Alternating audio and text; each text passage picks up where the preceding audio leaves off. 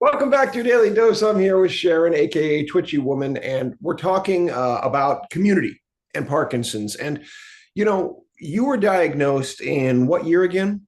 2009, 16, How 16 16? years. So, how long did it take you to recognize the importance of community? Because it's a very personal thing when you get diagnosed. Of course, oh my God, what about me and this, that, and the other. But how long did that part of the understanding take you to get? 4 years. Wow. Yeah. I had a friend who was diagnosed around the same time that I was. And Mm. he and I would go to things, we belong to the same synagogue, and we go sit in the back and we go, look at her. She's doing the hand holding thing. Do you think she has Parkinson's? He's sitting on his hands. We would just sit in the back and gossip. And so we were a support group of two. We never reached out beyond that. Right. And at some point around the 4.5 year mark, I started getting phone calls. People Mm. were calling me. I hadn't gone public. They were calling me to see if I could speak to so and so who was just diagnosed with Parkinson's. And I'm like, how did you know? Well, when your hand is shaking like this all the time, they can Uh, figure it. uh, And so that was the start of it. But then I posted something on Facebook.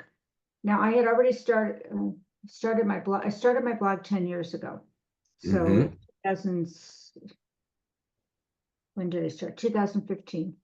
And hmm so I guess it's 5 or 6 years after. And I had a Facebook page for my blog and my private Facebook page. And something I meant to post on the blog page, I posted on my private page, and the world didn't come crashing down. Yeah. Yeah. An So awakening. That was when I said, I guess I have to come to terms with this, and I started to embrace the community. it's a big thing what you just said. There was a story similarly outside of Parkinson's. Jeremy Renner, the actor who had that horrific accident with the snowmobile, almost died, right? He Yeah. recently published a book about that. And he started, I think, the book, I saw him in an interview on CBS morning program. And the book basically with the prologue saying, I didn't want to write this book. And he talked about, similar to what you just said about, well, A, it's a private story. B, who cares? This, that, and the other. Until he realized, oh, wait a minute, this isn't just for me. They're noticing, even if I think maybe I'm not presenting in some way. And guess what? How many people kind of wonder in silence about, oh gosh, what's going on with my friend, my loved one, my this, that, and the other? And if you don't share, well, the community can't come to you, right? Right. And that was the point where I found out where the rock steady boxing classes were near me. And that was, so I went to a lunch that one of the organizations put on. There were not a whole lot of resources in 2009. Yeah. It's hard to believe today, 16 years later, how little there was. Well, especially for women, I'm When guessing.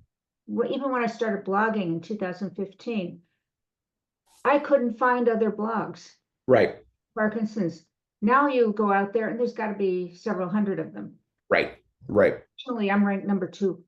Hey, I've always thought you were number two. You know what I mean? Um, the thing about reaching out to people and sharing, we all know the mantra, right? It's you met one person with Parkinson's, you met one person with Parkinson's, but I think we know it so well, we sometimes gloss over that. And Yeah. people kind of go, they hear that and go, yeah, yeah. And then they end up defaulting to pills, surgery, this, that, and the other. And again, not to dismiss those things, those are important, but everybody's got their own path to walk here. And pretty much the kind of the come together on Parkinson's is the people early diagnosed, you hear them saying the same things. Oh, it's, I've got a light version of Parkinson's. It's not that bad with me. And you go, boy, I remember feeling like that, right? Mhm. Because you don't want to accept it. And who would, in fairness, right? But the hardest thing is when you're talking to somebody who's been recently diagnosed.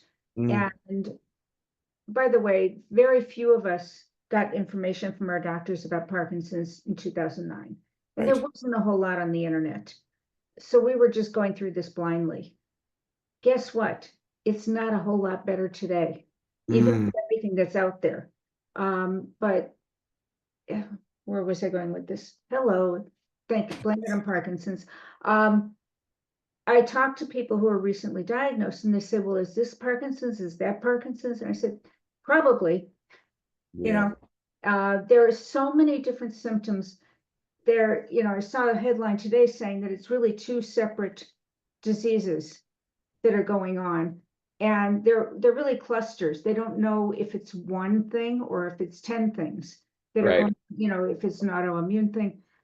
There's a lot of speculation, and the research is not really getting us anywhere. The funniest thing I ever heard was in Portland, one of the I think the keynote speaker for the whole thing, got up and he was talking and he says, you know, they keep telling us the cure is 5 years away.